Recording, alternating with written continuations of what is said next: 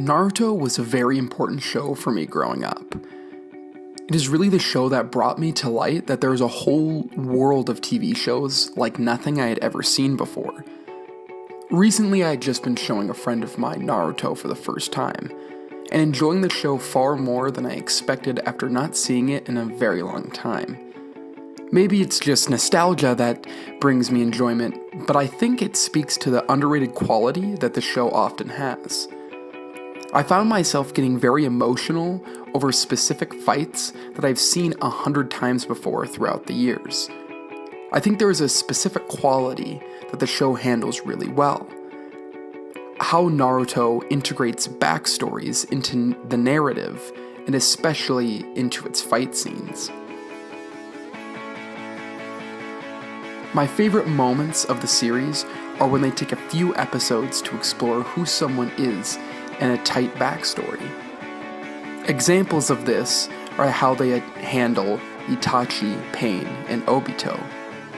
These episodes give us a backstory to the character. They aren't just flashbacks, but a nuanced narrative that isn't just a few scenes, but usually about 3 episodes.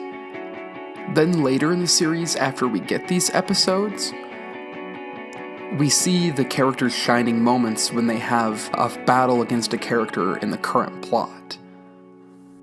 This type of backstory, I think, is very different from the usual flashbacks we tend to get in all shonen anime.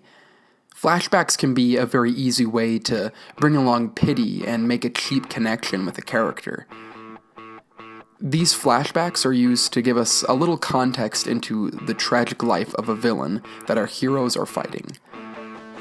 I find these flashbacks to be annoying and usually takes away my interest to a particular fight. Naruto has these scenes as well.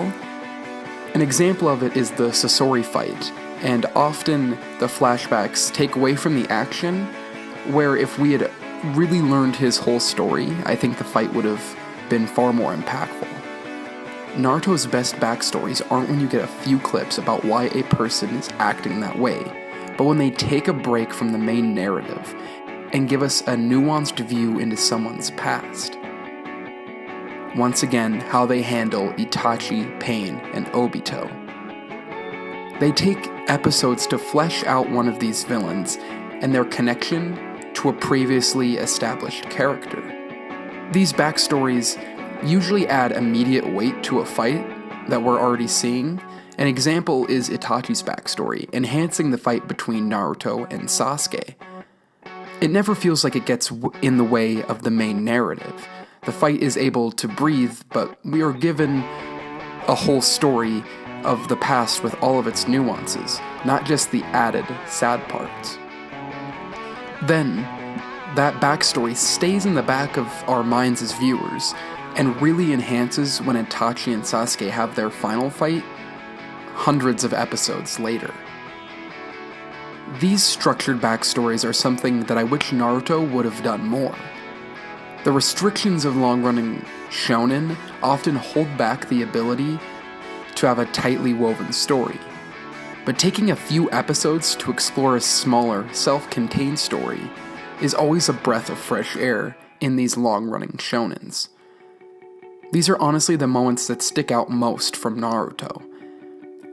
When Kishimoto is able to take a small nuanced tale of a character's life, not just a pity backstory, it really shows us the true potential of fleshing out characters. Flashbacks are usually a very hollow way to get the audience to feel for a villain that isn't going to be there very long.